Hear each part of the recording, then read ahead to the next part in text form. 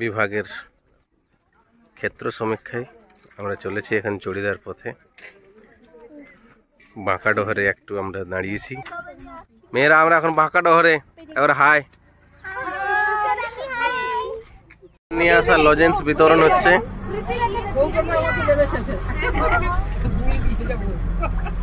ট্রেনের আদলে তৈরি করা দেওয়াল চিত্র অযোধ্যা হিলটপে আমাদের।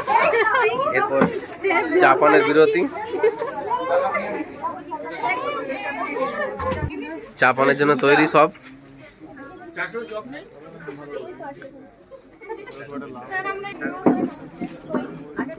হ্যাঁ বাহ।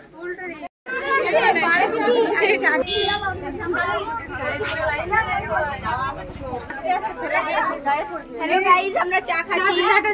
চা খাই পাইনি এখনো চা। আমাকে চা দিচ্ছেই না।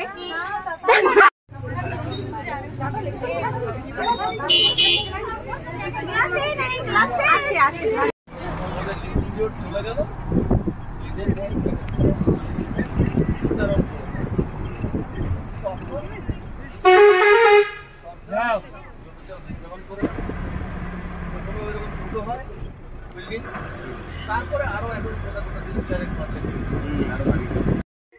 আপার ড্যামের কাছে আমরা পৌঁছেছি।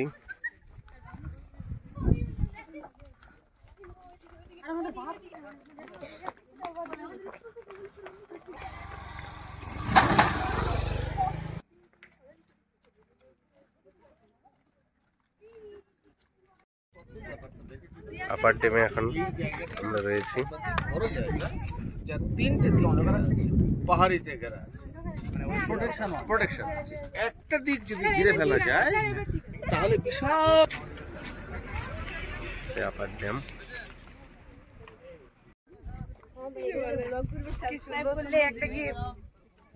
একদম আপার ড্যাম থেকে অযোধ্যার সৌন্দর্য, এই পাহাড়ের কোল। এখানে চড়িদার একেবারে প্রত্যন্ত গ্রামে আমরা এসেছি ভেতরের দিকে। এখানে মেয়েরা সাক্ষাৎকার নেবে। করম গান, বিয়ের গীত, ভাদু গান এসব নিয়ে সাক্ষাৎকার এখন চলবে। আজকে গাছ দাদুকে পেয়েছি, আবার মেয়েরা আমাদের সাক্ষাৎকার নিচ্ছে টুসু গান নিয়ে, ঝুমুর নিয়ে, অহিরা গান নিয়ে। করমে সাক্ষাৎকার চলছে।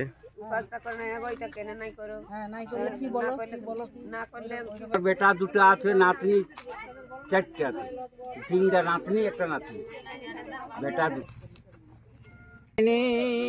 দিদি গো গো গো সাধের নাতিনি,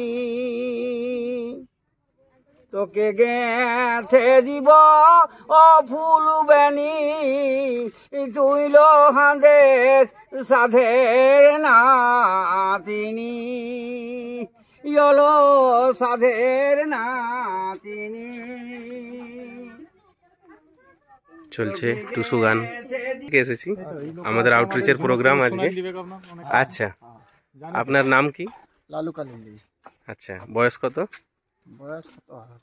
60 ধরো না। আচ্ছা, পরিবারে কজন আছেন আপনাদের? পরিবার আমার একটা ছেলে একটা মেয়ে।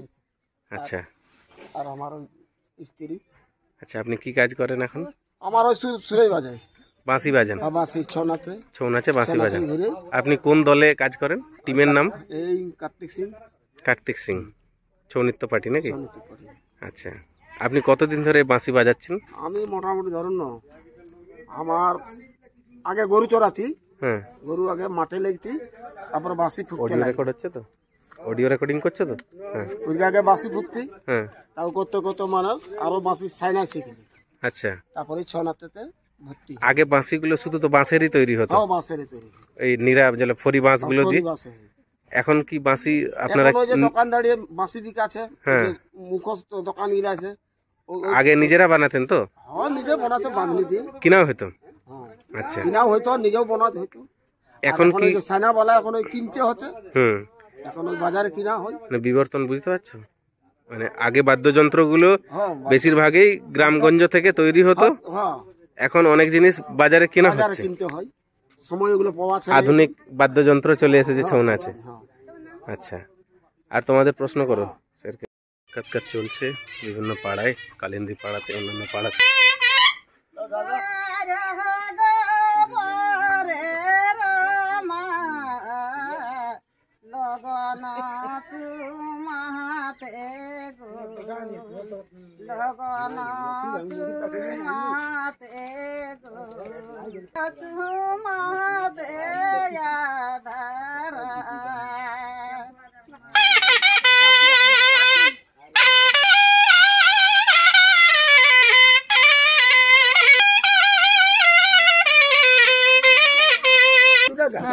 এই বাদ্যযন্ত্রটার কি নাম? এই বাদ্যযন্ত্রটার কি নাম কাকা? এটা ছোট সানাই নাকি? এইটাই পূর্বপুরুষের জিনিস। ঢোল ধামসা মেরাকস হ্যাঁ, এগুলাই লাগে। এখন তো কেসিও হয়ে এখন কেসিও হয়েছে, আরো অন্যান্য জিনিস, ইলেকট্রনিক্স এর জিনিসগুলো এসেছে এখন। সাথে মদন বেড়েছি। হ্যাঁ, মদন ভেড়ি এখানে কারো আছে নাকি? কেউ বাজে? আচ্ছা, এখানে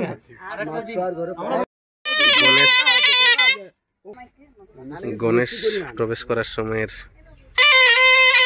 সুর চলছে।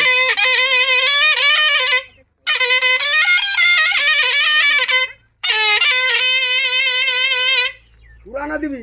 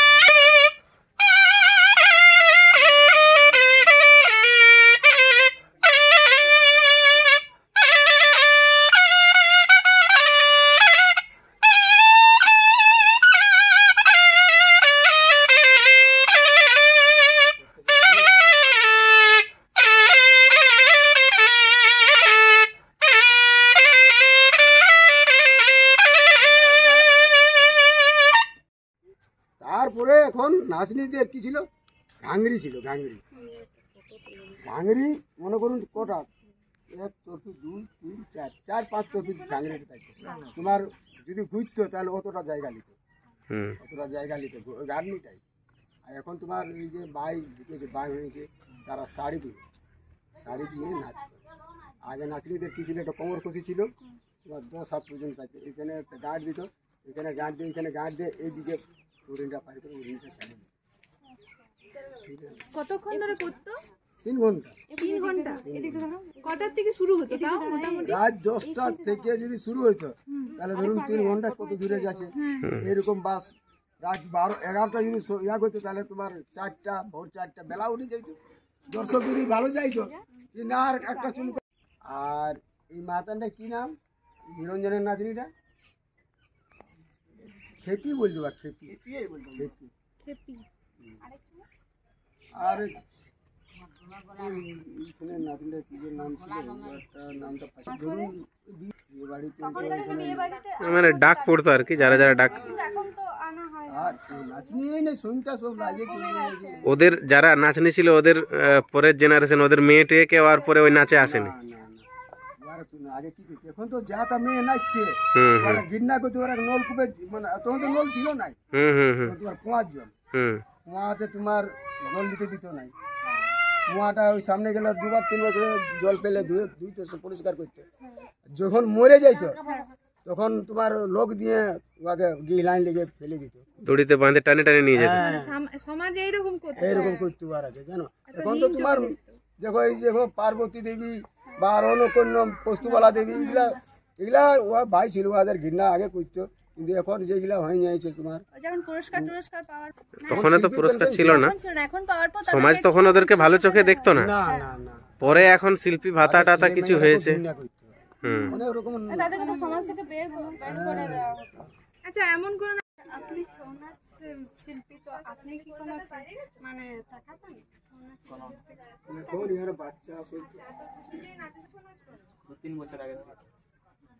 আচ্ছা, আপনি পালাতে কি নাচ করেন? কোন নাচটা আপনার? গণেশ, কার্তিক, শিব? শিবের নাচ। আচ্ছা, আর অন্যান্য পালা যদি হয় তাহলে তখন অন্যান্য পালা আবার আছে পালা, এই যে অভিমন্যু বধ বলছিলে, কয়েকটি সামাজিক পালার নাম বলতে? ওই তো কন্যাশ্রী পালা বলছে, করেছে নাকি? সামাজিক পালার জন্য মুখোশ আর পৌরাণিক পালার জন্য মুখোশ কি আলাদা আলাদা? এখন আছি সুচাঁদ মুখোশ ঘরে, মুখোশ তৈরি হচ্ছে। এই যে কৃষ্ণের মুখোশ, এটি এদিকে অসুরের মূর্তি, অসুরের মুখোশ।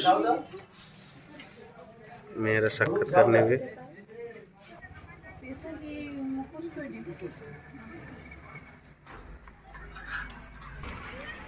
এখন আছি ছৌগ্রাম মুখোশ গ্রাম, এখন আছি মুখোশ গ্রাম চড়িদাতে। মেয়েরা সাক্ষাৎকার নিচ্ছে, যারা মুখোশ নিয়ে কাজ করছে বা ছৌ নিয়ে কাজ করছে তাদের।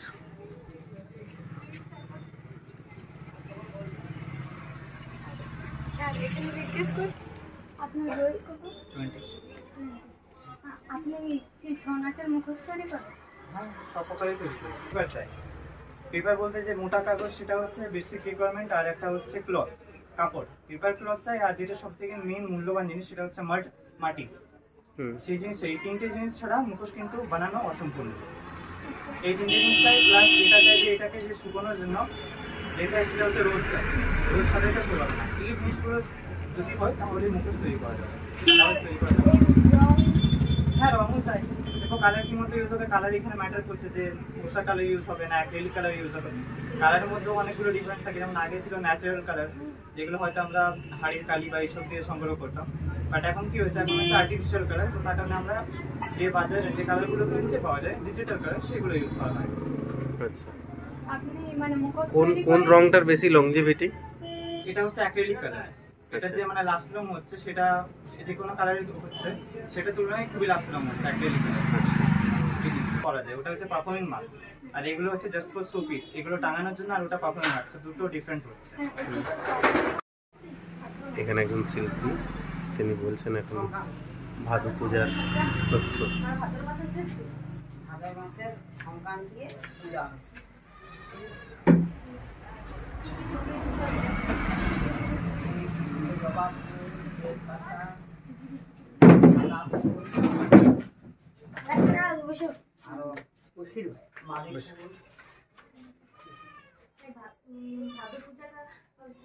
মহিলারা করো না, কুমারী মেয়েরা করো, সবাই বাড়িতে মানে সবাই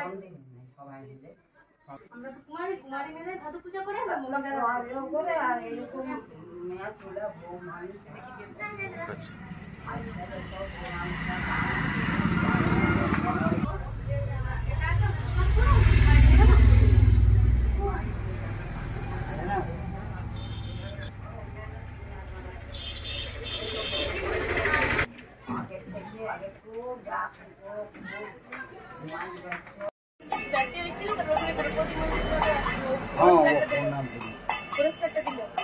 ওরা প্রণাম করেছেন।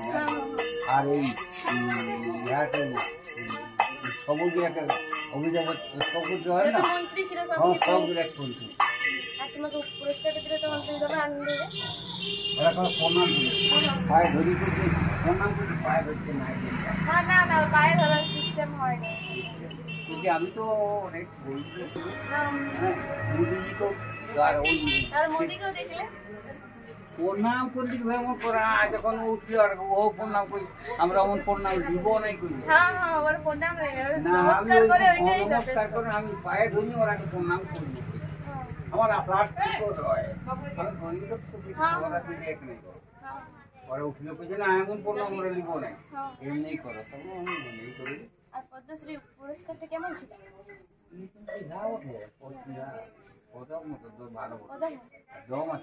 পাথরে?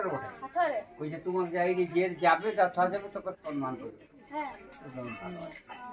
আর ওদের হাত গিলের ভাই নরম দিদি বাপের কি যায় হ্যাঁ ওদের হাত গিলে ছোট নরম আর হাতের হাত তুমি পাশে হ্যান্ডশেক কইলো? হ্যাঁ হাত মিলাইছিল? হ্যাঁ আমি যাই না যখন পদ্মশ্রী পুরস্কারটা দিল তখন? হ্যাঁ তখন আজ প্রণাম করলি আর পুরস্কারটা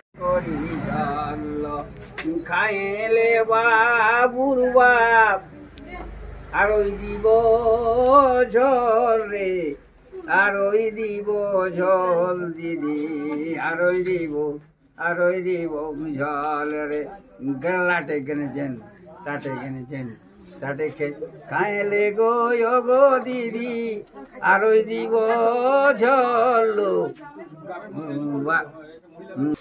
পাহাড়ে বরছিল জল ওহো আর বহাই আইলো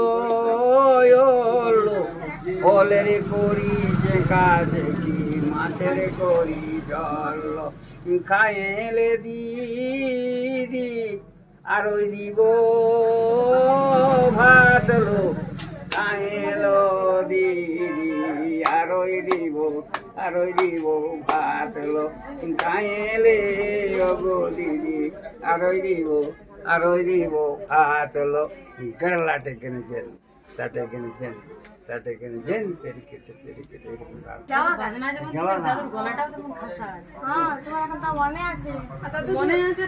চড়িদা গ্রামের রাস্তা দিয়ে আমরা হাঁটছি। এখন আমরা চলেছি গম্ভীর সিং মোড়ার মূর্তি দেখতে, পদ্মশ্রী গম্ভীর সিং মোড়া। দিকে খেজুর গুড়ের কাজ চলছে।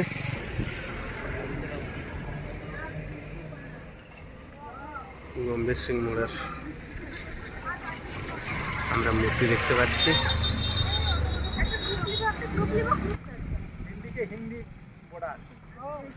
গম্ভীর হয়ে দাঁড়িয়ে রয়েছেন তিনি। ছৌ নাচের চালকে কিভাবে সহজ করে দেখাতে হয় তিনি ছাড়া বোধহয় আর সেই মুহূর্তে কেউ জানতেন না ততখানি। আমরা এখন পৌঁছেছি শ্রী শ্রী রামকৃষ্ণ বিবেকানন্দ বিদ্যাপীঠে। এখানেই আমাদের মূলত আজকের খাওয়ার আয়োজন। এখানে অসম্ভব ভালো একটি পরিবেশ, গাছগাছালিতে ভরা।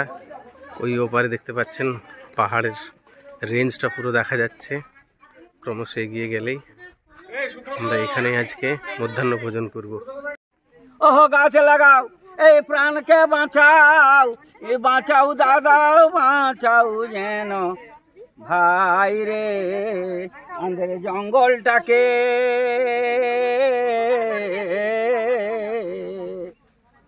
আলো করেছে গো দিদি আলো করেছে, ওই পলাশ ফুলে ওই জিহুড় ফুলে, ওই পলাশ ফুলে ওই জিহুড় ফুলে আমাদের জঙ্গলটাকে আলো করেছে গো।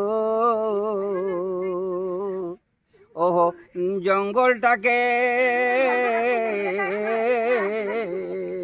শালো ফুলে আলো করেছে, অযোধ্যা পাহাড়কে দিদি আলো করেছে, ওগো আলো করেছে আমাদের পুরুলিয়া জেলাটাকে আলো করেছে, আমাদের পুরুলিয়া জেলাটাকে আলো করেছে। দিদি গাছ লাগাও প্রাণকে বাঁচাও, গাছ লাগাও এই প্রাণকে বাঁচাও। আলো করেছে গো দিদি আলো করেছে, আলো করেছে দাদা আলো করেছে, ওই পলাশ ফুলে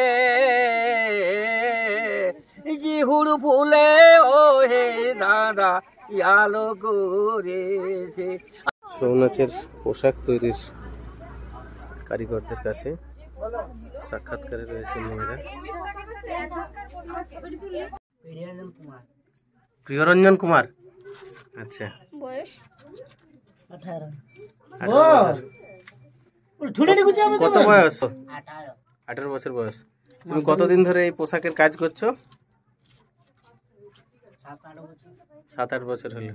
আচ্ছা, আপনি ওনার বাবা? আপনি তো ছৌ নাচও করেন। আপনার নাম বলুন। আচ্ছা, আপনি কিসের অভিনয়ে থাকেন? নর্তকী, মহিলাতে। আচ্ছা, কোন কোন পালা আপনি করেছেন বেশি? আমি শ্রীকৃষ্ণ গুরু দক্ষিণা, দ্রৌপদী বস্ত্রহরণ, দ্রৌপদী রুল করেছি। আচ্ছা, তারপরে অভিমন্য সময় উত্তরা। আচ্ছা, তারপরে সীতা। আর এই মুখোশগুলো সব আপনাদের দলের মুখোশ? সব সারি সারি রাখা রয়েছে। গণেশকে আরতি করি। চলেছি এখন পাখি পাহাড়ের উদ্দেশ্যে।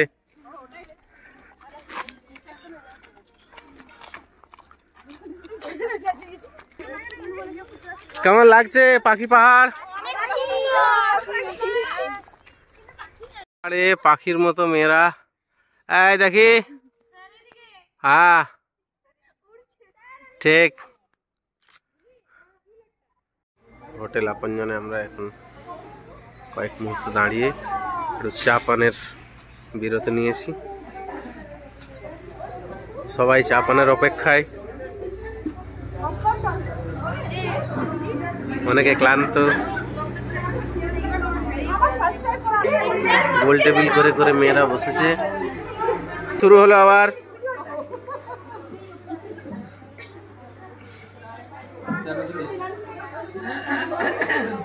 সব এখন ব্লগ হচ্ছে।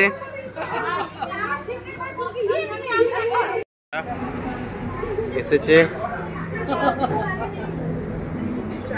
কেমন লাগছে?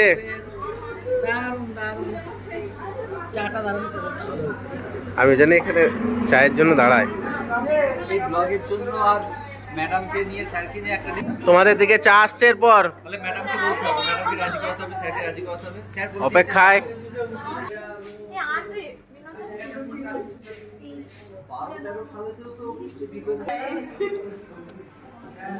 এই যে অন্দর মহলে যারা আছেন, আপনজনে চা পানের একটা পর্ব। কিরকম লাগছে? আরেকবার।